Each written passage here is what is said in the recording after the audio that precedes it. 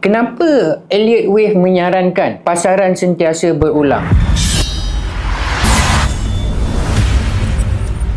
Hello guys, hari ni kita nak bercerita tentang Elliott Wave.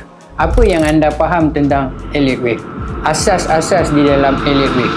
Sebelum saya mengupas lebih lanjut, saya nak bagi tahu anda dan share sedikit bahawa Elliott Wave ini sebenarnya adalah direka dan diasaskan oleh seorang yang bernama Ralph Ellison Elliott yang dikategorikan sebagai pengasas utama kepada Elliott Wave ini. Singkatan dia adalah kepada RNE. Apa itu asas Elliott Wave? Apa yang perlu ada di dalam Elliott Wave? Anda kena faham bahawa secara dasarnya RNE tadi mewujudkan ataupun mengasaskan Elliott Wave ini adalah berdasarkan kepada tingkah laku kita sebagai seorang pedagang ataupun trader dengan pasaran semasa. Apa yang dikatakan asas yang perlu anda tahu di dalam Elliott Wave? Ia adalah merangkumi pergerakan ataupun gelombang-gelombang pergerakan yang ada di dalam pasaran. Misalnya, asasnya adalah berdasarkan kepada 5 dan juga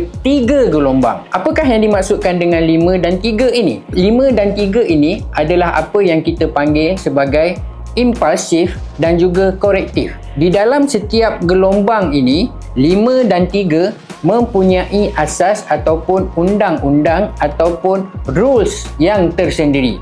Bermaksud, ia tidak boleh dilanggar. Jika dilanggar, ia membatalkan secara keseluruhan apa yang dipanggil gelombang-gelombang tersebut. Secara tidak langsung, sebenarnya Elliott Wave ini telah mereka gelombang-gelombang ini untuk mencari apa yang dipanggil sebagai sasaran pasaran ataupun ke mana arah pasaran semasa. Dan melalui kajian-kajian beliau dapati bahawa gelombang ini sentiasa berulang dan berulang di dalam apa sahaja sentimen pasaran semasa. Jadi, jika anda nak tahu lebih lanjut tentang ini, anda harus memahami konsep asas Elliott Wave itu sendiri. Kenapa Elliott Wave menyarankan pasaran sentiasa berulang? Kerana ia juga melibatkan perasaan ataupun emosi daripada seorang trader. Disebabkan itulah wujudnya gelombang-gelombang ini dan ia akan sentiasa berulang